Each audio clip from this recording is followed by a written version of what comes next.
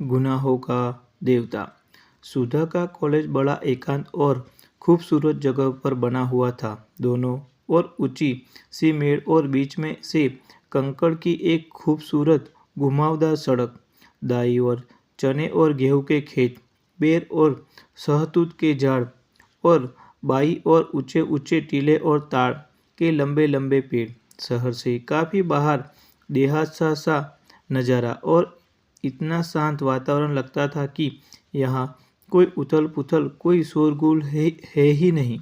जगह इतनी ही भरी थी कि दर्जों के कमरों के पीछे ही महुआ चूता था और लंबी लंबी घास की दोपहिया के नीले फूलों की जंगली लतारें उलझी रहती थी। और इस वातावरण ने अगर किसी पर सबसे ज़्यादा प्रभाव डाला था तो वह थी गेसु। उसे अच्छी तरह मालूम था कि बांस के झाड़ के पीछे किस चीज के फूल है। पुराने पीपल पर गिलोय की लतर चढ़ी है और करांदे के झाड़ के पीछे एक शाही की मांद है। नागफनी की झाड़ी के पास एक बार उसने एक लोमड़ी भी देखी थी। शहर के एक मशहूर रईस साबिर हुसैन कागजी की वह सबसे बड़ी लड़की थी। उसकी माँ, जिन्हें उसके पिता अदम ने ब्याह कर लाए थे, शहर की मशहूर शायराना थी। हालांकि उनका दीवान छपकर मशहूर हो चुका था, मगर वह किसी भी बाहरी आदमी से कभी नहीं मिलती जुलती थी। उसकी सारी दुनिया अपने पति और अपने बच्चों तक सीमित थी।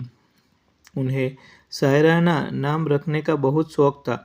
अपनी दोनों लड़कियों का नाम उन्होंने गेसु और फूल रखा था और अपने छोटे बच्चे का नाम हसरत।